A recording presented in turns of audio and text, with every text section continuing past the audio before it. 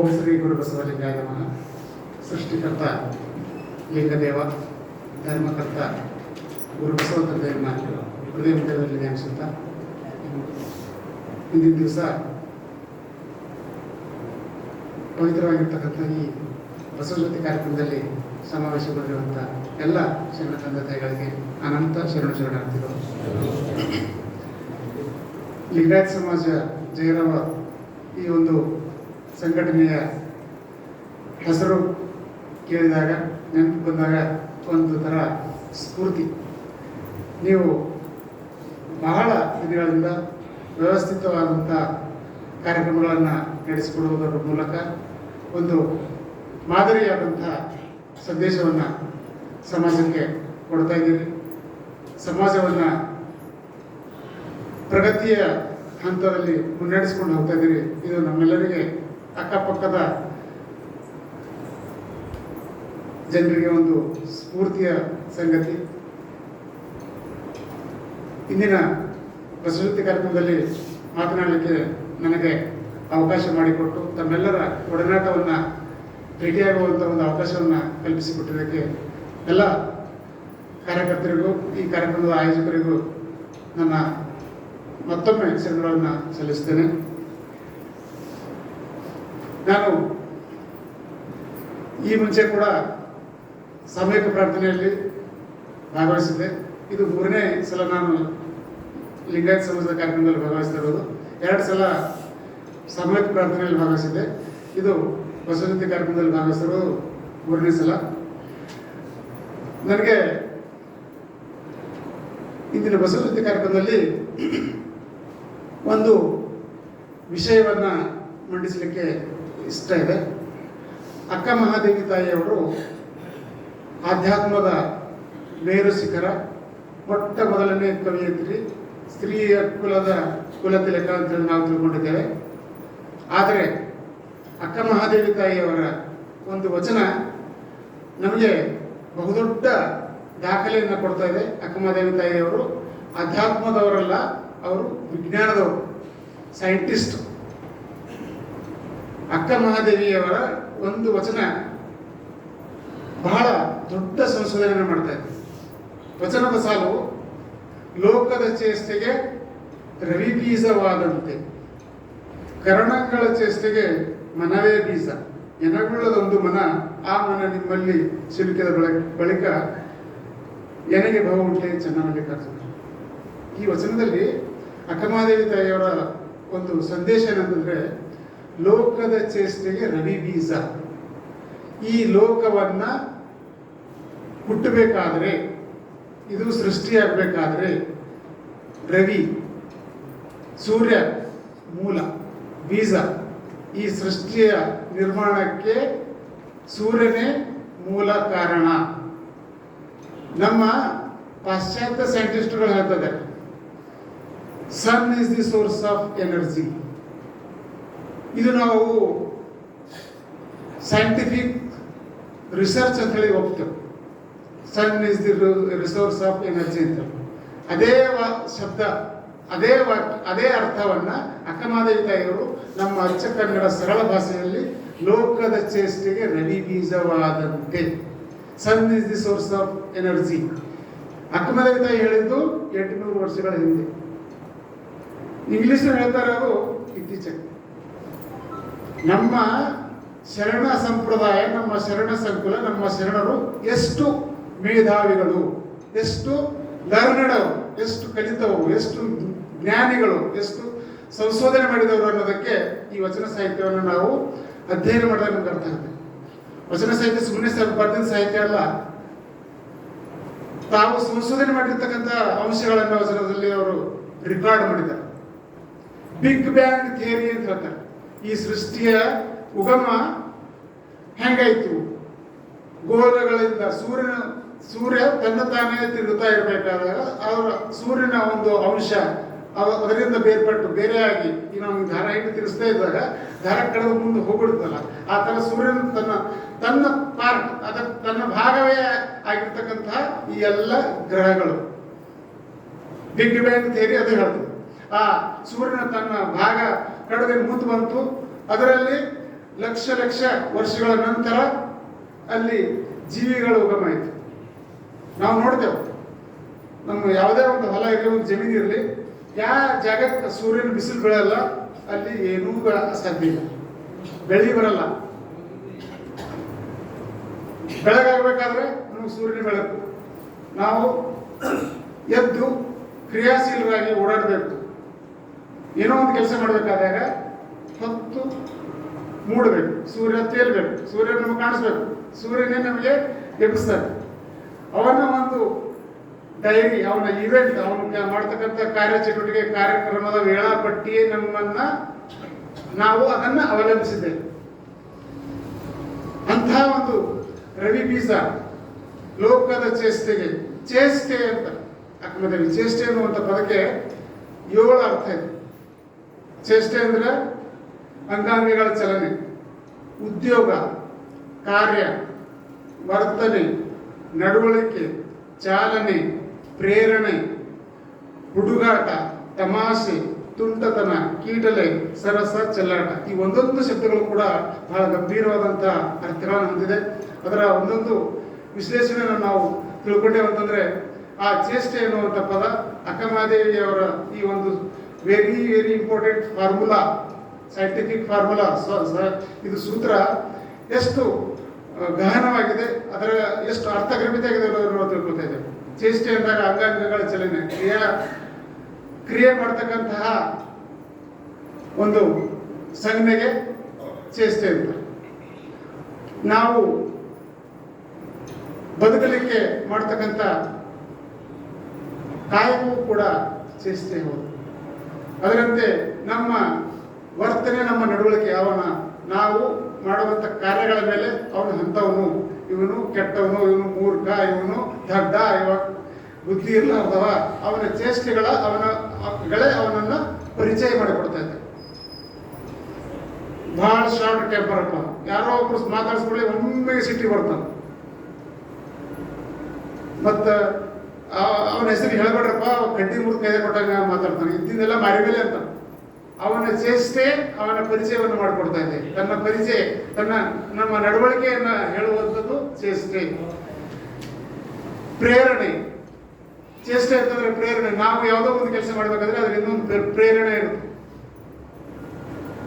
ಕೊಲೆ ಮಾಡಬೇಕಾದ್ರೆ ಅವನಲ್ಲಿರ್ತಕ್ಕಂಥ ಸಂಪತ್ತನ್ನ ಲೂಟಿ ಮಾಡಬೇಕು ಅನ್ನುವಂಥ ಒಂದು ಪ್ರೇರಣೆ, ಒಂದು ಉದ್ದೇಶ, ಘನವಾದಂಥ ಉದ್ದೇಶ ಇಟ್ಕೊಂಡೇ ಕೊಲೆ ಮಾಡ್ತಾರೆ. ನಾವು ಕೆಲಸ ಮಾಡ್ತಾ ಇದ್ದೇವೆ, ನಮ್ಗೇನು ಪ್ರೇರಣೆ ಅಂತಂದ್ರೆ ನಾನು ಬದುಕಬೇಕು, ನನ್ನ ಉಪಜೀವನಕ್ಕೆ ಉತ್ಪನ್ನ ಬರಬೇಕು ಅಂತ ಹೇಳಿ ನಾವು ಕೆಲಸವನ್ನ ಮಾಡಿದಾಗ ಅದು ಕಾಯಕ ಆಗ್ತದೆ. ಅಂತಹ ಚಾಲನೆ ನಮ್ಮ ಕಾರ್ಯ, ಅದು ಕೂಡ ಚೇಷ್ಟೆನೆ. ಈ ಚೇಷ್ಟೆ ಎನ್ನುವಂಥ 7-8 ಅರ್ಥಗಳು ನಮ್ಮ ಡಿಕ್ಷನರಿ ತೆಗೆದು ನೋಡಿದಾಗ ಚೇಷ್ಟೆ ಅನ್ನೋದಕ್ಕೆ 7-8 ಅರ್ಥಗಳು ಸಿಗ್ತದವು. ಈ 7-8 ಅರ್ಥಗಳು 7-8 ಫೀಲ್ಡ್, ಒಂದೊಂದು ಇದು ಬ್ರಾಂಚಸ್, ಒಂದೊಂದು ಡಿಪಾರ್ಟ್ಮೆಂಟ್. ಈಗ ನಾವು ಸೈನ್ಸ್ನಲ್ಲಿ ಫಿಸಿಕ್ಸ್ ಇದೆ, ಬಯಾಲಜಿ ಇದೆ, ಜಿಯೋಲಜಿ ಇದೆ. ಈ ಎಲ್ಲಗಳು ಸೈನ್ಸ್ನ ಪಾರ್ಟ್ಗಳು. ಆ ಸೈನ್ಸ್ನ ಪಾರ್ಟ್ಗಳೇ ಅಕ್ಕಮಹಾದೇವಿ ತಾಯಿಯವರ ವಚನಗಳಲ್ಲಿ ಬರ್ತಾ ಇದೆ. ಈ ಚೇಷ್ಟೆ ಎನ್ನುವಂಥ ಪದದ ಅರ್ಥ ಒಂದೊಂದು ಡಿಪಾರ್ಟ್ಮೆಂಟ್ ಇದು. ತುಂಟತನ, ಕೀಟಲೆ, ಸರಸ, ಚೆಲ್ಲಾಟ, ಈ ಸೃಷ್ಟಿಯ ಉಗಮ ಕೂಡ ಆಗಲಿಕ್ಕೆ ಕಾರಣ ಸೂರ್ಯ. ಚೇಷ್ಟೆ, ನಾವು ಗಂಡು ಹೆಣ್ಣು ಮಿಲನ ಆದಾಗ ಸಂತಾನೋತ್ಪತ್ತಿ ಆಗ್ತದೆ. ಸರಸ, ಚೆಲ್ಲಾಟ, ಅದು ಆಗ್ಲಿಕ್ಕೆ ಕೂಡ ಆ ಚೇಷ್ಟೆಯಲ್ಲಿ ಕೂಡ ರವಿ ಬೀಜ. ನಾವು ಆ ಸೂರ್ಯನ ಅಂಶ, ಜೀವಿಗಳು ಎಲ್ಲರೂ ಸೂರ್ಯನಿಂದ ಉತ್ಪತ್ತಿಯಾದಂಥವ್ರು, ಈ ಗ್ರಹಗಳೆಲ್ಲವೂ ಕೂಡ ಸೂರ್ಯನಿಂದ ಉತ್ಪತ್ತಿಯಾದಂಥವು ಅಂತ ಹೇಳಿ ಈ ವಚನದ ನಾವು ಅರ್ಥವನ್ನು ಮಾಡ್ಕೊಳ್ಬೇಕು. ಲೋಕದ ಚೇಷ್ಟೆಗೆ ರವಿ ಬೀಜವಾದಂತೆ, ಇದೊಂದು ದೊಡ್ಡ ಫಾರ್ಮುಲಾ ಇದೆ. ನಾವು ನಮ್ಮ ಮನೆಗೆ ಮುಚ್ಚಿಟ್ಕೊಂಡು ಕುಂತಿದ್ದೆವು. ಈ ವಚನ ಸಾಹಿತ್ಯವನ್ನ ನಾವು ಓದ್ತೇವೆ. ಎಲ್ಲಿ ಓದ್ತೇವೆ? ಪ್ರಾರ್ಥನೆದಾಗ ಓದ್ತೇವೆ. ಮುಂದೊಬ್ರು ಹೇಳಿಸ್ತಾರೆ, ನಾವೊಬ್ರು ಹೇಳ್ತೇವೆ. ಕಾರ್ಯಕ್ರಮ ಮುಗಿದ ಪ್ರಸಾದ ವ್ಯವಸ್ಥೆ ಇರ್ತದೆ, ಪ್ರಸಾದ ಕೊಟ್ಟು ಹೋಗ್ಬಿಡ್ತೇವೆ. ನಮ್ಮ ಜೀವನದಲ್ಲಿ ಅಳವಡಿಸ್ಕೊಂಡಿಲ್ಲ, ಅದನ್ನು ನಾವು ಚಿಂತನೆಗೆ ತೆಗೆದುಕೊಂಡಿಲ್ಲ, ಅದನ್ನು ನಾವು ಪ್ರಚಾರ ಮಾಡಲಿಕ್ಕೆ ಹೋಗಿಲ್ಲ. ಅದರಲ್ಲಿರ್ತಕ್ಕಂಥ ಗೂಢ ಅರ್ಥ, ದೊಡ್ಡ ಸಂಶೋಧನೆಯ ಫಲವನ್ನು ನಾವು ತಿಳಿದಿಲ್ಲ. ನಾವು ತಿಳಿಬೇಕು, ಅದು ಉಳಿಬೇಕಂತಂದ್ರೆ ನಾವು ಅದನ್ನ ಅಳವಡಿಸ್ಕೊಳ್ಬೇಕು. ಜ್ಞಾನ ಇರಲಿ, ಬುದ್ಧಿ ಇರಲಿ, ಇವು ನಾವು ಎಷ್ಟು ಬಳಸ್ತೇವೋ ಅಷ್ಟು ಹೆಚ್ಚಾಯ್ತು. ನಾವು ಬಳಸ್ತಾ ಇಲ್ಲ. ವಚನ ಸಾಹಿತ್ಯವನ್ನ ಸುಮ್ಮನೆ ಯಾಂತ್ರಿಕ ಓದೋರಿಗೆ ಅರ್ಥ ಇಲ್ಲ. ಅದರಲ್ಲಿ ಇರ್ತಕ್ಕಂಥ ವಿವಿಧ ಆಯಾಮಗಳನ್ನು ನಾವು ತಿಳ್ಕೊಳ್ಬೇಕು. ಅಕ್ಕಮಹಾದೇವಿ ತಾಯಿ ಒಬ್ಬರೇ ಸಂಶೋಧಕರಲ್ಲ, ಪ್ರತಿಯೊಂದು ವಚನ, ಪ್ರತಿಯೊಬ್ಬ ಶರಣರು ಕೂಡ ದೊಡ್ಡ ದೊಡ್ಡ ಸಂಶೋಧನೆಗಳೇ ಮಾಡಿದ್ದಾರೆ. ಐದಕ್ಕಿ ಲೆಕ್ಕಮ್ಮನ ಕಥೆ ಹೇಳ್ತೇವೆ. ಎಕನಾಮಿಸ್ಟ್ ಅವರು, ಎಕಾನಮಿ ಅಂತೇಳಿ ನಾವು ಎಕನಾಮಿಕ್ಸ್ ಅಂತೇಳಿ ಒಂದು ಸಬ್ಜೆಕ್ಟ್ ಓದ್ತಾ ಇದ್ದೇವೆ. ಅವ್ರು ಏನ್ ಹೇಳ್ತಾರೆ, ಅಕ್ಕಮಹಾದೇವಿ ಇವರು ಐದಕ್ಕಿ ಲೆಕ್ಕಮ್ಮ ನನಗೆ ಎಷ್ಟದ, ಎಷ್ಟು ಬೇಕು ಅಷ್ಟನ್ನ ಮಾತ್ರ ನಾವು ತಗೋಬೇಕು, ಸ್ವೀಕರಿಸಬೇಕು, ಉಳಿದದನ್ನ ಸಮಾಜಕ್ಕೆ ಕೊಡಬೇಕು. ಈಗ ಮಾರ್ಕ್ಸಿಸ್ಟು ಕಮ್ಯುನಿಸ್ಟು ಹೇಳ್ತಾರಲ್ಲ ಆಸ್ತಿ ಮಾಡೋ ಹಾಕಿಲ್ಲ ಅಂತ. ಇದೇ ಐದಕ್ಕಿ ಲೆಕ್ಕಮ್ಮನ ಕಾಪಿ ಮಾಡಿದ್ದೆ ಅದು ಸೂತ್ರ. ಐದಕ್ಕಿ ಲೆಕ್ಕಮ್ಮ ಏನ್ ಹೇಳಿದ್ರು, ನನಗೆಷ್ಟು ಬೇಕು ಅಷ್ಟು ಮಾತ್ರ ಸ್ವೀಕರಿಸಬೇಕು, ನಾ ಕೆಲಸ ಮಾಡಬೇಕು, ದುಡಿಬೇಕು, ಉಳಿದಿದ್ದು ನನಗೆ ಅವಶ್ಯಕತೆಗೆ ಮೀರಿ ಉಳಿದಿದ್ದನ್ನು ಸಮಾಜಕ್ಕೆ ಅರ್ಪಿಸಬೇಕು. ಅದು ನಾವು ಮಾಡ್ತಾ ಇಲ್ಲ. ಅದನ್ನೇ ನಾವು ಎಕನಾಮಿಕ್ಸ್ ಅಲ್ಲಿ ಓದ್ತೇವೆ. ಅಂತಹ ಎಕನಾಮಿಸ್ಟ್ ಇದ್ದಾರೆ, ಖಗೋಳ ಶಾಸ್ತ್ರಜ್ಞರಿದ್ದಾರೆ. ನಮ್ಮ ಅಲ್ಲಮ ಪ್ರಭುಗಳು ಹೇಳ್ತಾರೆ, ಬಯಲು ಬಯಲನೆ ನಿಂತಿ ಬಯಲು ಬಯಲನೆ ಬೆಳೆದು ಬಯಲು ಬಯಲಾಗಿ ಬಯಲಾಯಿತೀಗ. ಕಾಸ್ಮಾಲಜಿ, ಬ್ರಹ್ಮಾಂಡ ಶಾಸ್ತ್ರ ಇದು. ಬಯಲಲ್ಲೇ ಹುಟ್ಟಿತು, ಭೂಮಿ ಬಯಲಲ್ಲೇ ಹುಟ್ಟಿತು, ಬಯಲಿನಲ್ಲೇ ಬೆಳೆಯಿತು, ಬಯಲು ಬಯಲಾಗಿ ಬಯಲಾಯಿತಯ್ಯ. ನಾವು ಎಲ್ಲಿಂದ ಬಂದೆವು? ನಮ್ಮ ಜೀವನ ಮುಗಿದ ನಂತರ ಎಲ್ಲಿಗೆ ಹೋಗ್ತೇವೆ? ಬಯಲ ಜೀವನ, ಬಯಲ ಭಾವನೆ. ನಾನು ನಿಮ್ಮ ನಂಬಿ ಬಯಲಾದೆ, ನಿಮ್ಮ ನಂಬಿದವರು ಮುನ್ನವೇ ಬಯಲಾದರು. ಅಲ್ಲಮ ಪ್ರಭುಗಳು ಒಂದೊಂದು ಲೈನು, ಒಂದೊಂದು ಇವು ಆದೇಶಗಳು, ಒಂದೊಂದು ಸೂತ್ರಗಳು, ಒಂದೊಂದು ಫಾರ್ಮುಲಾಗಳು, ಇವುಗಳನ್ನು ನಾವು ಸರಿಯಾಗಿ ಅರ್ಥ ಮಾಡ್ಕೊಳ್ಬೇಕಾಗಿದೆ. ಭವಬಂಧನವನ್ನ ಬಿಡಿಸ್ತಕ್ಕಂಥ ಮಾರ್ಗ ಅಂತ ಹೇಳಿ ತಿಳ್ಕೊಂಡಿದ್ದೆವು, ಅದು ಸತ್ಯ, ಹೌದು. ಇದೇ ವಚನದಲ್ಲಿ ನಮ್ಮ ಜೀವನದ ಭವಬಂಧನ ಬಿಡಿಸಿಕೊಳ್ಳೋದಕ್ಕೆ ಒಂದು ಸರಳ ಮಾರ್ಗ ಅಂತ ಹೇಳಿ ತಿಳ್ಕೊಂಡಿದ್ದು ಸರಿಯಾಗಿ ಕರೆಕ್ಟ್ ಅದ. ಆಧ್ಯಾತ್ಮಿಕದ ಅರ್ಥ ಮಾಡಿದಾಗ ಭವವನ್ನು ಬಿಡಿಸ್ತಕ್ಕಂಥ ಮಾರ್ಗ ಇದು. ಲೋಕದ ಚೇಷ್ಟೆಗೆ ರವಿ ಬೀಜವಾದಂತೆ ಕರಣಂಗಗಳ ಚೇಷ್ಟೆಗೆ ಮನವೇ ಬೀಜ, ಎನಗುಳ್ಳದೊಂದು ಮನ, ಆ ಮನ ನಿಮ್ಮಲ್ಲಿ ಸಿಲುಕಿದ ಬಳಿಕ ಎನಗೆ ಭವ ಉಂಟೆ ಕೂಡ ಚೆನ್ನಮಲ್ಲಿಕಾರ್ಜುನ. ಭವವನ್ನ ಬಿಡಿಸಿಕೊಳ್ತಕ್ಕಂಥ ಮಾರ್ಗ ಇದು. ಈ ಲೋಕದ ಸೃಷ್ಟಿಯ ಡೆಫಿನೇಷನ್ ಇದೆ. ಲೋಕ ಹೆಂಗ್ ಉತ್ಪತ್ತಿ ಆಯಿತು ಅನ್ನುವಂತ ಒಂದು ವಿವರವನ್ನು ನೀಡ್ತಕ್ಕಂಥದ್ದು ಇದೇ ವಚನ. ನಮ್ಮ ಜೀವನವನ್ನು ಸಾರ್ಥಕ ಮಾಡ್ತಕೊಳ್ತಕ್ಕಂಥ ಹಾದಿ ಯಾವುದು ಅಂತೇಳಿ ಹೇಳೋದು ಇದೇ ವಚನ. ಅಕ್ಕಮಹಾದೇವಿ ತಾಯಿಯವರ ವಚನ ನಮಗೆ 10 ಫೀಲ್ಡ್ಗಳಲ್ಲಿ ಗೈಡ್ ಮಾಡ್ತಾ ಇದೆ, ತೋರಿಸ್ಕೊಡ್ತಾ ಇದೆ, ಹಾದಿ ತೋರಿಸ್ತಾ ಇದೆ. ಅದರಲ್ಲಿ ಮುಂದುವರಿಲಿಕ್ಕೆ, ಅದನ್ನು ಅರ್ಥ ಮಾಡ್ಕೊಳ್ಳಲಿಕ್ಕೆ. ಅದಕ್ಕಾಗಿ ನಾವು ವಚನ ಸಾಹಿತ್ಯವನ್ನ ಸುಮ್ಮನೆ ಈ ರಾಗಬದ್ಧ ಹಾಡ್ತೇವೆ, ಹಾಡೋಣ, ತೊಂದರೆ ಇಲ್ಲ. ಹಾಡಬೇಕು, ಕೇಳಬೇಕು, ಹೇಳಬೇಕು, ಅಳವಡಿಸ್ಕೊಳ್ಬೇಕು. ಇದ್ರಾಗ ಸಣ್ಣ ಉಳಿತಾಯ ಇಲಾಖೆದವರು ಒಂದು ಸ್ಟೇಟ್ಮೆಂಟ್ ಹೇಳ್ತಾರೆ, ಗಳಿಸಿದ ಹಣಕ್ಕಿಂತ ಉಳಿಸಿದ ಹಣವೇ ಮೇಲು. ನಾವು ಎಷ್ಟು ಗಳಿಸ್ಲಿದ್ದೇವು ದೊಡ್ಡ ಮಾತಲ್ಲ, ಎಷ್ಟು ಉಳಿಸಿದೆವು ಅದು ದೊಡ್ಡದು. ನಾವು ಎಷ್ಟು ವಚನ ಓದಿದೆವು ದೊಡ್ಡದಲ್ಲ, ಎಷ್ಟು ಉಳಿಸಿದೆವು, ಎಷ್ಟು ಬಳಸಿದೆವು. ಇಲ್ಲಿ ಹೆಂಗಂದ್ರೆ ಇದು ಸ್ಕ್ವೈರ್ ಆಯ್ತು, ನಾವು ಬಳಸಿದ್ರೆ ಹೆಚ್ಚಾಯ್ತು. ಬಳಸಿದ್ರೆ ಕಮ್ಮಿ ಆಗೋದಲ್ಲ. ನಮ್ಮಲ್ಲಿ 10 ರೂಪಾಯಿ ಒಂದು ಬಾಳೆಹಣ್ಣು ಖರೀದಿ ಮಾಡಿ 10 ರೂಪಾಯಿ ಕೊಟ್ಟ, ಅಥವಾ 10 ರೂಪಾಯಿ ಕಡೆ ಹೋದಲ್ಲ, ಹಂಗಾಗಲ್ಲ. ಇದು 2 ಬಾಳೆಹಣ್ಣು ಹೋಗಿ ಸ್ಕ್ವೈರ್ ಆಯ್ತು, 2 ಸ್ಕ್ವೇರ್ 4 ಆಯ್ತು. ನಾವು ಬಳಸಿದಾಗ ಮತ್ತಷ್ಟು ಹೆಚ್ಚಿಗೆ, ಮತ್ತಷ್ಟು ವೃದ್ಧಿ ಆಯ್ತು. ನಾನು ಇದೇ ವಚನ ಹೇಳಿದೆವು, ಲೋಕದ ಚೇಷ್ಟೆಗೆ ರವಿ ಬೀಜ, ಇದು ಒಂದು ಮನಸ್ಸಲ್ಲ, ಆ ಮನಸ್ಸನ್ನು ದೇವರೇ ನಿನ್ನೆ ಕೊಟ್ಟಿದ್ದೆ. ನಾನು ನೀ ದೇವರನ್ನು ನಂಬಿ ಭವಬಂಧನವನ್ನು ಬಿಡಿಸ್ಕೊಳ್ತೇವೆ ಅಂತ ಅರ್ಥ ಮಾಡ್ಕೊಂಡಿದ್ದೆವು, ಸರಿಯಾಗಿ ಅರ್ಥ ಮಾಡ್ಕೊಂಡಿದ್ದೇವೆ. ಆದ್ರೆ ಅದೇ ವಚನ ಇದನ್ನು ಎಲ್ಲ ಪೀಳಿಗೆಗಳಲ್ಲಿ ವಚನವನ್ನ ಅರ್ಥ ಮಾಡ್ಕೊಳ್ಳೋದಕ್ಕೆ ಪ್ರಯತ್ನ ಮಾಡಬೇಕು. ಬ್ರಹ್ಮಾಂಡ ಶಾಸ್ತ್ರವನ್ನು ಹೇಳ್ತಾ ಇದೆ ಇದೇ ವಚನ. ಐಕ್ಯವನ್ನ ಹೊಂದಲಿಕ್ಕೆ ಮಾರ್ಗ ಅಂತೇಳಿ ಹೇಳ್ತಾ ಇದೆ ವಚನ ಇದೆ. ಲೋಕದ ಚೇಷ್ಟೆಗೆ ರವಿ ಬೀಜ ಅಂತೇಳಿ ಸೈನ್ಸ್ ಒಂದು ಫಾರ್ಮುಲಾ ಹೇಳ್ತಾ ಇದೆ.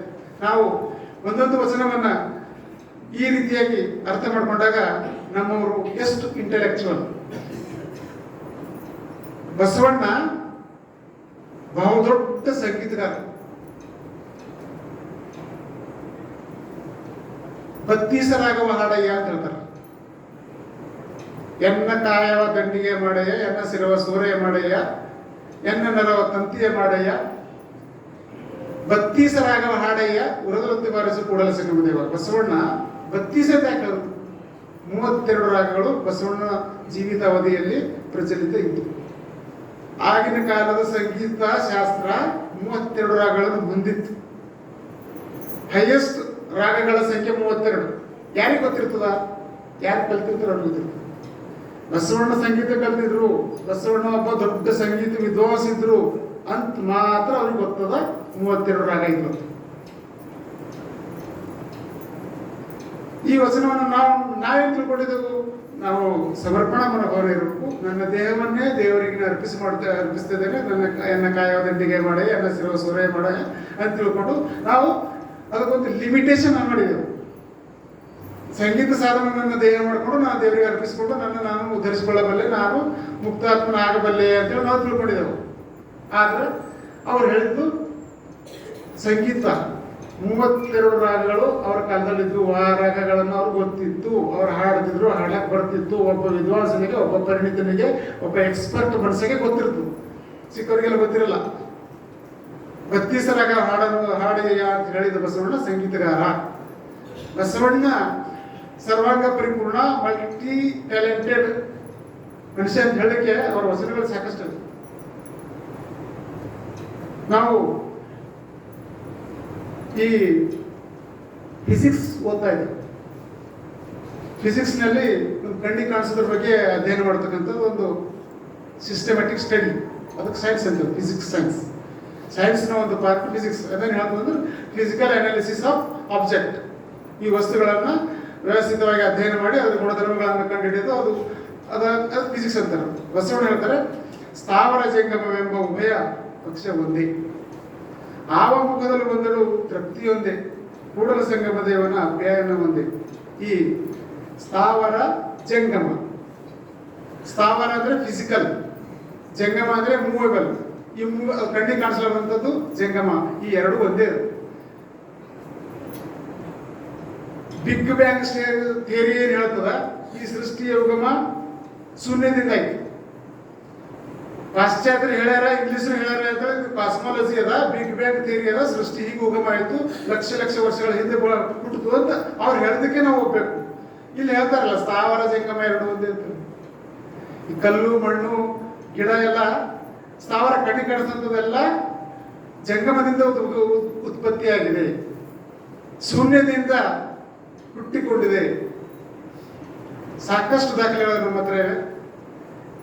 ಆ ದಾಖಲೆಗಳನ್ನು ನಾವು ವಿವಿಧ ಆಯೋಗದ ಮುಖಾಂತರ ಅಧ್ಯಯನ ಮಾಡಬೇಕು, ಅಳವಡಿಸಿಕೊಳ್ಬೇಕು, ಅವುಗಳನ್ನು ಪ್ರಚಾರ ಮಾಡಬೇಕು ಅಂತ ಒಂದು ಕಾರ್ಯವನ್ನು ಲಿಂಗಾಯತ ಸಮಾಜ ಬಹಳ ವ್ಯವಸ್ಥಿತವಾಗಿ ಮಾಡಿಕೊಂಡು ಬರ್ತಾ ಇದೆ. ಇಲ್ಲಿ ನಾನು ಒಂದೆರಡು ಸಲಹೆಗಳನ್ನು ಕೊಡ್ಲಿಕ್ಕೆ ಬಯಸ್ತಿದ್ದೇನೆ.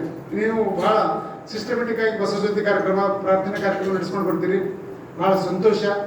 ಅದು ಈ ಕಾರ್ಯಕ್ರಮ ಭಾಗವಹಿಸೋದು ಒಂದ್ಸಲ ಸ್ಫೂರ್ತಿ. ಆದರೆ ಈ ಕಾರ್ಯಕ್ರಮಗಳಲ್ಲಿ ನೀವು ಉಪನ್ಯಾಸ ಮಾಡಲಿಕ್ಕೆ ಕರೆಸ್ತಿರಲ್ಲ, ಅವ್ರಿಗೊಂದು ವಿಷಯ ಕೊಟ್ಟು ನೀ ಈ ವಿಷಯದ ಬಗ್ಗೆ ಮಾತಾಡು ಅಂತ ಹೇಳಿದಾಗ ಅದು ಉಪಯುಕ್ತ ಆಗಬಹುದು ಅಂತ ಒಂದು ನನ್ನ ಸಲಹೆ ನಮ್ಮ ಗಮನಕ್ಕಿರಲಿ. ಮತ್ತು ನಂಗೊಂದು ಹ್ಯಾಬಿಟ್ ಅದ ರೀ. ನಂಗೊಂದು ಹ್ಯಾಬಿಟ್ ಏನದಂತಂದ್ರೆ, ನೀವು ಮಾತಾಡಿದ್ರೆ ಯಾವುದೋ ಒಂದು ವಿಷಯ ಆಯ್ಕೆ ಮಾಡ್ಕೊಂಡ್ರೆ ನಾನು ಮಾತಾಡೋದು. ಎಲ್ಲಿಗೆ ಹೋಗಿದೆ ಅಂತಂದ್ರೆ ಸೇರಬೇಕು ಅಂತೇಳಿ ಹೇಳಬೇಕು. ನಂಗೆ ಗೊತ್ತಿಲ್ಲ ಅಂತ ಹೇಳಿದ್ರೆ ಹುಚ್ಚ ಅಂತ. ನಾನು ಟೀಕೆ ಮಾಡತ್ತಿದೆ, ಅದು ತಪ್ಪಾಗಿ ಕೊಟ್ರೆ ಒಳ್ಳೆಯದು. ಭಾಳ ಚಂದ ಭಾಷಣ ಮಾಡ್ತಾರೆ ಅವ್ರು. ಮಾತಾಡತ್ತಂದ್ರೆ ಪಿನ್ ಬಿದ್ರೂ ಗೊತ್ತಾಯ್ತು, ಪಿನ್ ಡ್ರಾಪ್ ಸೈಲೆನ್ಸ್ ಅಂದ್ರೆ ಏನು ಹೇಳ್ಯಾರ ಅಂತಂದ್ರೆ ಕೇಳಿದವ್ರನ್ನೂ ಹೇಳಕ್ ಬರಲ್ಲ, ಹೇಳಿದ್ರು ಹೇಳಕ್ ಬರಲ್ಲ. ಹಂಗಾಗ ಬೇಡ. ನಂದೊಂದು ಕಳಕಳಿ, ಇದೇನಪ್ಪ ಇವ ಮಾರಿ ಮೇಲೆ ಹೇಳ್ತಾನೆ ಹುಚ್ಚದ್ರೆ ಯಾಕಂದ್ರೆ ಇದ್ದಾಗ ಹೇಳಿದ್ರೆ ಎದ್ದು ಬಂದು ಓದಾಗೈತು ಅಂತ. ಅದಕ್ಕೆ ನಂದೇನು ಇದ್ರ ಹಿಂದಿನ ಉದ್ದೇಶ ಏನದ ಅಂತಂದ್ರೆ ನಮ್ಮ ಸಮಯ ಸದುಪಯೋಗ ಆಗಬೇಕು.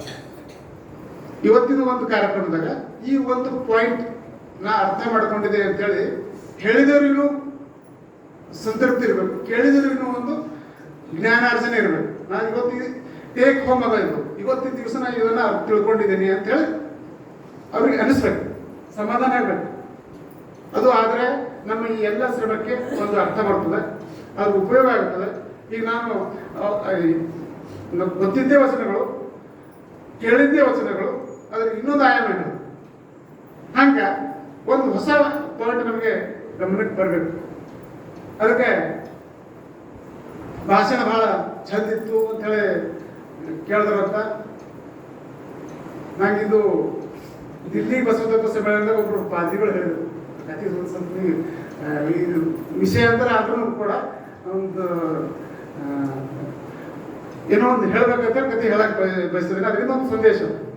ಅವು ಒಬ್ಬರು ಭಾಷಣಕಾರ ಬಂದಿದ್ರು ಅಂತ, ಭಾಳ ಚಂದ ಭಾಷಣ ಮಾಡಿದ್ರಂತ. ಭಾಷಣ ಮುಗಿಸ್ಮೇಲೆ ಕೇಳಿದ್ರು, ಹೆಂಗಿತ್ರಿ ಭಾಷಣ? ಭಾಳ ಚಂದ. ಮತ್ತು ಕೇಳೋದ್ರಲ್ಲ ಏನಂದ್ರು, ಥೋಡೆ ಮಂದಿ ಎದ್ದು ಹೋದ್ರಿ, ಥೋಡೆ ಮಂದಿ ನಿದ್ದೆ ಹೊಡೆದ್ರು, ಥೋಡೆ ಮಂದಿ ಭಾಳ ಚಂದದ ಅಂದ್ರಿ. ನಿದ್ದೆ ಹೊಡೆದ್ರು ಯಾಕಂತಂದ್ರೆ ಅವ್ರು ಚಂದ ಹೇಳತ್ತಿರು, ಏನು ಹೇಳ್ತಾರೆ ಅಂತ ಗೊತ್ತಿದ್ದಿಲ್ಲ, ಸಮಾಧಾನದಿಂದ ನಿದ್ದೆ ಹೊಡೆದ್ರು. ಇವ ಏನು ಹೇಳ್ತಾನಪ್ಪ ಒಂದಿಗೆ ಅರ್ಥ ಆಗೋದು ಅಂತ ಎದ್ದು ಹೋದ್ರು ಥೋಡೆ ಮಂದಿ. ಹಾಗಾದ್ರೆ ಅದು ಈ ಭಾಷಣದ ಉಪಯೋಗ ಅಲ್ಲ. ಅದಕ್ಕಾಗಿ ನಾವು ಗೊತ್ತೇವೆ, ನಮಗೆ ಎಲ್ಲರಿಗೂ ಗೊತ್ತಿದ್ದ ವಿಷಯ ಇದೆ, ನಮ್ಮದು ಅನುಭವ ಮಂಟಪ ಸಂಸ್ಕೃತಿ. ಇಲ್ಲಿ ಹೇಳೋರು ಒಬ್ರು ಜಾಣರಲ್ಲ, ಕೇಳೋರು ಯಾರು ಮೂರ್ಖರಲ್ಲ, ನಾವು ಸುಮ್ಮನೆ ಹೂವರಲ್ಲ, ಪ್ರಶ್ನೆ ಮಾಡಿರೋದು. ಅನುಭವ ಮಂಟಪದಾಗ ಪ್ರತಿಯೊಂದು ವಿಷಯದ ಬಗ್ಗೆ ಪ್ರತಿಯೊಂದು ವಚನವನ್ನ ಅಂಗೀಕರಿಸಬೇಕಾದ್ರೆ, ಅದನ್ನ ರೆಕಾರ್ಡ್ ಮಾಡಬೇಕಾದ್ರೆ ಚನ್ನಬಸವಣ್ಣನವರು ಸುಮ್ಮನೆ ಬರೋದಕ್ಕೆ ಆ ವಚನ ಅಂಗೀಕಾರ ಮಾಡಿ ರೆಕಾರ್ಡ್ ಮಾಡಿ ಫೈಲ್ ಮಾಡಿ ಇಟ್ಟಿಲ್ಲರು. ಚರ್ಚೆ ಮಾಡೋದು, ಪ್ರಶ್ನೆ ಮಾಡೋದು. ಅಕ್ಕ ಮಹಾದೇವಿ ತಾಯಿಯವ್ರದ್ದು ಅಲ್ಲಪ್ಪಗಳು ಸಂವಾದ ಆಗ್ಯದ, ವಿರೋಧ ವಿಚಾರಗಳಿದ್ದು. ಪ್ರತಿಯೊಬ್ಬ ವ್ಯಕ್ತಿಗೂ ಕೂಡ ತನ್ನ ಸ್ವತಂತ್ರ ವಿಚಾರ ಮಾಡ್ತಕ್ಕಂಥದ್ದು, ಇನ್ನೊಬ್ಬ ವ್ಯಕ್ತಿಯ ವಿಚಾರ, ಇನ್ನೊಬ್ಬ ಶರಣನ ವಿಚಾರಕ್ಕೆ ಹೊರಗೆ ಹೆಚ್ಚು ನೋಡ್ತಿದ್ರು, ತಿಕ್ಕಿ ನೋಡ್ತಿರು, ಎಷ್ಟು ಖರೆ ಆಗತ್ತೆ. ನಾವು ಅದೇ ಸತ್ಯತೆ ಇರ್ತೇವೆ, ಯಾರು ಹೇಳಿದ್ರೆ ಹೋಗ್ಬೋರಲ್ಲ ಅನ್ಬೇಡದು. ಒಂದು ಕುರಿ ಬಾಯ್ದಾಗ್ತದೆ, ಮತ್ತೊಂದು ಕುರಿ ಬೀಳೋದು ತಪ್ಪು. ಶರಣ ಸಂಸ್ಕೃತಿ ಅದು ಲಕ್ಷಣ ಅಲ್ಲ. ಲಿಂಗಾಯತರ ಬುದ್ಧಿವಂತಿಕೆ ಅದು ಅಲ್ಲ. ಲಿಂಗಾಯತರು ಪ್ರಶ್ನೆ ಮಾಡಿ ತಿಳ್ಕೊಳ್ಳೋರು, ಸುಮ್ಮನೆ ಒಪ್ಪೋರಲ್ಲ. ಮತ್ತೆ ಒಂದು ಸಲ ಒಪ್ಪಿದ್ರೆ ಬಿಡೋರು ಅಲ್ಲ. ಪರೀಕ್ಷೆ ಮಾಡಿ ನಮಗೆ ಒಮ್ಮೆ ಶರಣನೆಲ್ಲ ಓದ್ಬಿಟ್ಟು ನಮ್ಮ ವಚನದಾಗ. ಮತ್ತೆ ಕಿತ್ತಿ ಕಿತ್ತಿ ಬಿತ್ತಿದಡೆ ಆ ಬಿತ್ತು ಮೊಳೆತು ಕಳೆಗೇರಿ ಬೆಳೆದು ಫಲ ನೀಡುವುದೇ ಅಂತ ಕೇಳ್ತದೆ ವಚನದಲ್ಲಿ. ಒಂದು ಸಲ ಬಿತ್ತಿದ್ರೆ ಬಾರ್ ಮತ್ತೆ ಅದು ಹೊಡೆದಾಕಿ ಕಿತ್ತಾಕಿ ಬಿತ್ತರೆ ಬೆಳೆಯಾಗಲ್ಲ.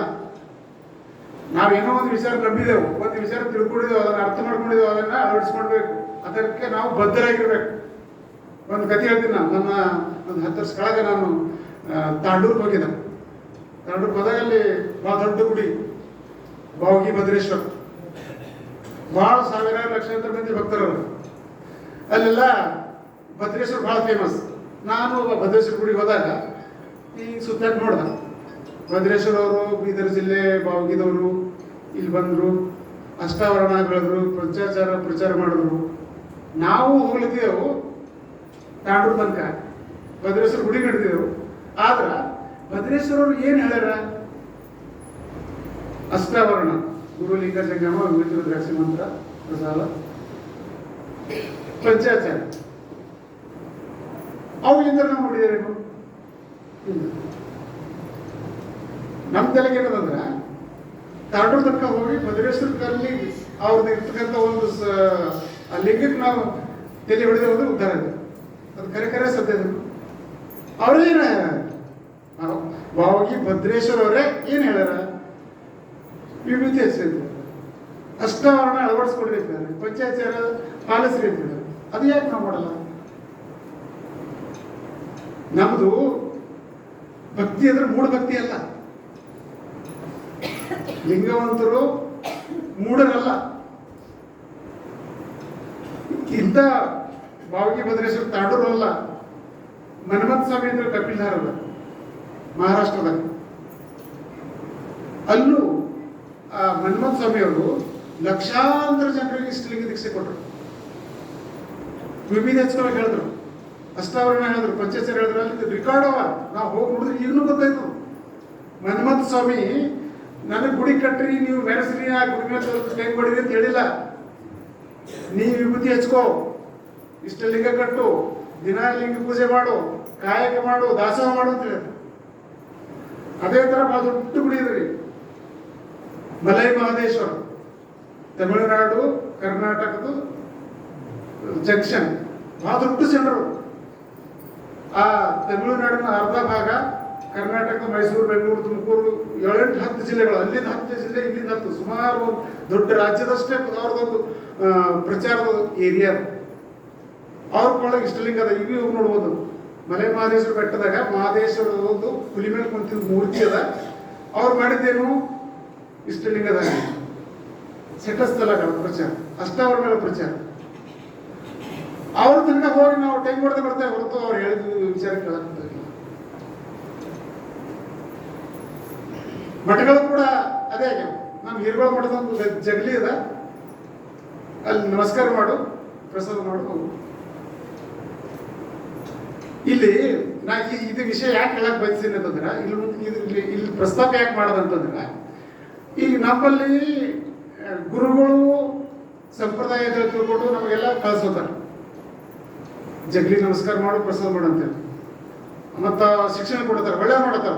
ಅವ್ರ ಬಲ್ಲಿ 90% ಒಳ್ಳೇದಾವ, ಒಪ್ಲೇಬೇಕು. ಕರ್ನಾಟಕದಾಗ ಹೇಳ್ಬೇಕಂತಂದ್ರ ಸಾಕಷ್ಟು ಶಿಕ್ಷಣ ಸಂಸ್ಥೆಗಳು, ಮಠಗಳು ಬಡವರಿಗೆ ಲಕ್ಷಾಂತರ ಮಂದಿಗೆಲ್ಲ ವಿದ್ಯೆ ಕೊಟ್ಟಾರ, ಫ್ರೀ. ಬಹಳ ದೊಡ್ಡ ಕೆಲಸ ಮಾಡ್ಯಾರ, ಅದನ್ನ ನಾವು ಒಪ್ಪಬೇಕು. ಆದ್ರೆ ಈ ಧಾರ್ಮಿಕ ಕ್ರಿಯೆಗಳು, ವೈಜ್ಞಾನಿಕ ಮನೋಭಾವವನ್ನು ಕೂಡ ಅವ್ರು ಬೆಳೆಸಬೇಕು ಆಗಿತ್ತು, ಬೆಳೆಸಿಲ್ಲ. ಈಗ ನಾವು ಅಲ್ಲಿ ಅವ್ರು ಮಾಡಿಲ್ಲ ಅಂತಂದ್ರ ಆ ಜವಾಬ್ದಾರಿ ನಮಗೆ ಕೊಡ್ಬೇಕು. ನಾವೇ ನಮಗೆ ನಾವು ತಿದ್ದುಕೊಳ್ಳಕ್ಕಂತ ಪ್ರಯತ್ನ ಮಾಡಬೇಕು. ನಿಜವಾದ ತತ್ವಗಳನ್ನು ಅರ್ಥ ಮಾಡ್ಕೊಳ್ಬೇಕು. ನಾವು ಯಾರಿಗೂ ದೂಷಣೆ ಮಾಡ್ಬೇಕಾಗಿಲ್ಲ.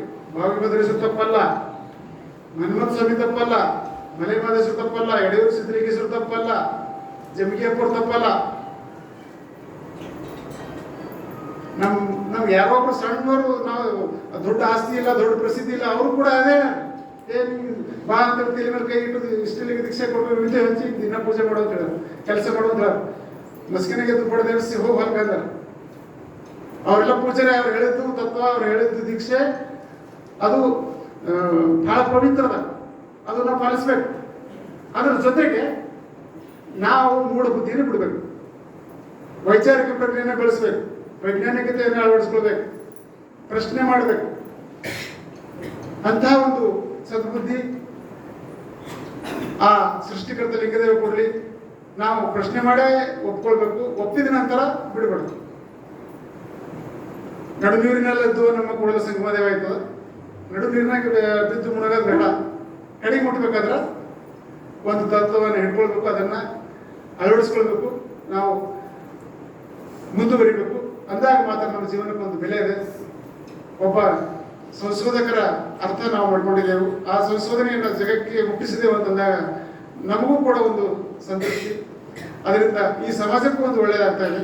ಅಂತ ಒಂದು ಸದ್ಬುದ್ಧಿ ದೇವರು ನಮ್ಮೆಲ್ಲರಿಗೂ ಕರುಣಿಸಲಿ ಅಂತ ಹೇಳಿ ನನ್ನ ಒಂದೆರಡು ಮಾತುಗಳನ್ನು ತಮ್ಮೆಲ್ಲರ ವಿಚಾರಕ್ಕೆ ಅರ್ಪಿಸ್ತೇನೆ. ಎಲ್ಲರಿಗೂ ಧನ್ಯವಾದಗಳು.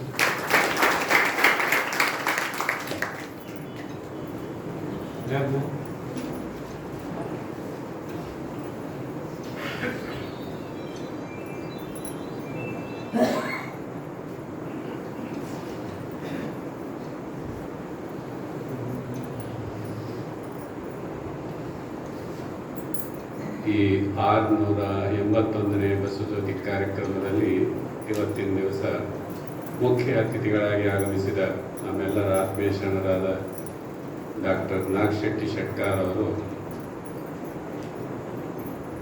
ವೀರ ವಿರಾಗಿಣಿ ತತ್ವಶಿಖಾಮಣಿ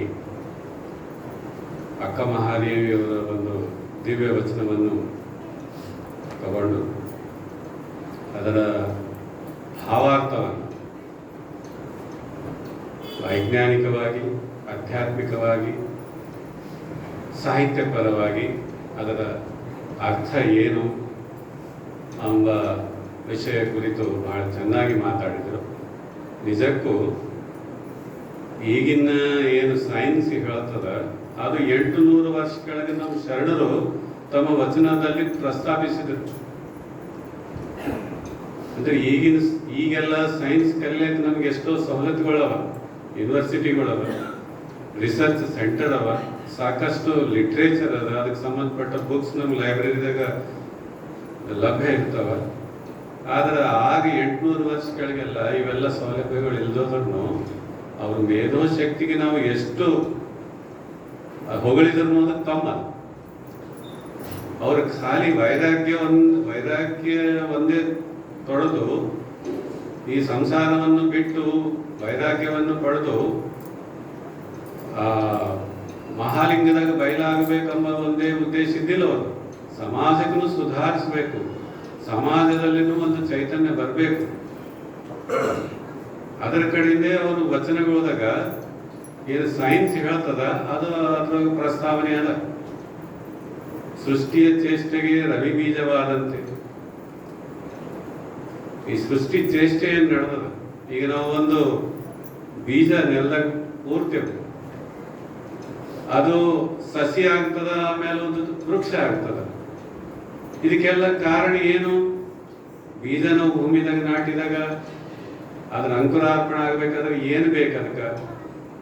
ಅದಕ್ಕೆ 40 ರಿಂದ 50 ಡಿಗ್ರಿ ಸೆಲ್ಸಿಯಸ್ ಟೆಂಪರೇಚರ್ ಬೇಕು, ನೀರಿನ ಅಂಶ ಬೇಕು, ಆಕ್ಸಿಜನ್ ಬೇಕಾ, ಕಾರ್ಬನ್ ಡೈಆಕ್ಸೈಡ್ ಅವಶ್ಯಕತೆ ಇಲ್ಲ. ಅದು ಅಂಕುರಾರ್ಪಣೆ ಆಗ್ತದೆ. ಅಂಕುರಾರ್ಪಣೆ ಆದ ಮೇಲೆ ಅದಕ್ಕೆ ಹರಿತ ಪದಾರ್ಥ ಏನದ ಕ್ಲೋರೋಫಿಲ್ ಅಂತ ನಾವು, ಅದು ಅದರ ಎಲೆಗಳದಾಗ ಎಲ್ಲ ಭಾಗದಾಗ ಇರೋದ್ರಲ್ಲಿಂದ ಈ ಕ್ಲೋರೋಫಿಲ್ ಏನ್ ಮಾಡ್ತದೆ ಅಂದ್ರೆ ಸೂರ್ಯರಶ್ಮಿಯನ್ನು ಗ್ರಹಿಸಿ ಫೋಟೋಸಿಂಥಸಿಸ್ ಎಂಬ ಒಂದು ಕ್ರಿಯೆ ಮಾಡ್ತದೆ. ಅದು ಮಾಡೋದ್ರಲ್ಲಿಂದ ಗಿಡ ಬೆಳೆದು ಅದು ನಮ್ಗೆ ಫಲ ಕೊಡ್ತದ, ಬೆಳೆ ಕೊಡ್ತದ, ಇದೆಲ್ಲ ಆಗ್ತದೆ. ಇವೆಲ್ಲ ಚೇಷ್ಟೆಗಳಿಗೆ ಕಾರಣ ಏನು? ಕಾರಣಭೂತ ಏನು? ಸೂರ್ಯ ಮಾತ್ರ. ಎಷ್ಟು ಚೆನ್ನಾಗಿ ಆಗಿನ ಶರಣರು ಇಂಥ ಒಂದು ಸೈಂಟಿಫಿಕ್ ವಿಷಯನೂ ಸಹ ಸರಳ ಭಾಷೆಯಲ್ಲಿ ಎಲ್ಲರಿಗೆ ಅರ್ಥವಾಗೋ ರೀತಿಯಲ್ಲಿ ಅದಕ್ಕೊಂದು ಆಧ್ಯಾತ್ಮಿಕದ ಬಣ್ಣನೂ ಕೊಟ್ಟು ಎಷ್ಟು ಚೆನ್ನಾಗಿ ವಿವರಿಸಿದರು ಎಂಬ ವಿಷಯವನ್ನು ಇಂದಿನ ಅವರ ಒಂದು ಅನುಭವದಲ್ಲಿ ಬಹಳ ಚೆನ್ನಾಗಿ ಅವರನ್ನು ಪ್ರಸ್ತಾಪ ಮಾಡಿದರು. ಅದಲ್ಲದೆ ಅವರು ಬೀದರ್ ಜಿಲ್ಲೆಯ DC ಆಫೀಸ್ನಲ್ಲಿ, ಡಿಸ್ಟ್ರಿಕ್ಟ್ ಕಮಿಷನರ್ ಆಫೀಸ್ನಲ್ಲಿ FDA ಆಗಿ ಫಸ್ಟ್ ಡಿವಿಷನ್ ಅಸಿಸ್ಟೆಂಟ್ ಆಗಿ ಸೇವೆಯನ್ನು ಕೂಡ ಸಲ್ಲಿಸ್ತಾ ಇದ್ದಾರೆ. ಅದರ ಜೊತೆ ಇಂಥ ಎಲ್ಲ ಸಾಮಾಜಿಕ ಕಾರ್ಯಕ್ರಮದಲ್ಲಿ, ಧಾರ್ಮಿಕ ಕಾರ್ಯಕ್ರಮಗಳಲ್ಲಿ ಭಾಗವಹಿಸಿ ಶರಣರ ಅನುಭವವನ್ನು ಏನು ಪ್ರಚಾರ ಮಾಡ್ತಾ ಇದ್ದಾರೆ, ತಿಳಿಸ್ತಾ ಇದ್ದಾರೆ ತನ್ನದೇ ಆದ ಶೈಲಿಯಲ್ಲಿ.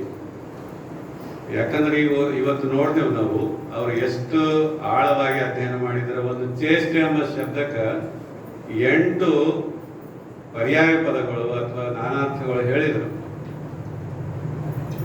ಆದರೆ ಆ ವಚನದಾಗ ಎಷ್ಟು ನಿಗೂಢಾರ್ಥ ಪದ ಇತ್ತು, ಅದಕ್ಕೆ ಸರಳವಾಗಿ ನಮ್ಮೆಲ್ಲರಿಗೆ ಅರ್ಥವಾಗೋ ರೀತಿಯಲ್ಲಿ ಹೇಳಿದರು. ಅದಕ್ಕಾಗಿ ನಮ್ಮ ಜಹೀರಾಬಾದ್ ಲಿಂಗಾಯತ ಸಮಾಜದ ಪರವಾಗಿ, ಇಲ್ಲಿನ ಎಲ್ಲ ಸದ್ಭಕ್ತರ ಪರವಾಗಿ ಅವರಿಗೆ ಹೃದಯಪೂರ್ವಕ ಧನ್ಯವಾದಗಳನ್ನು. ಈಗ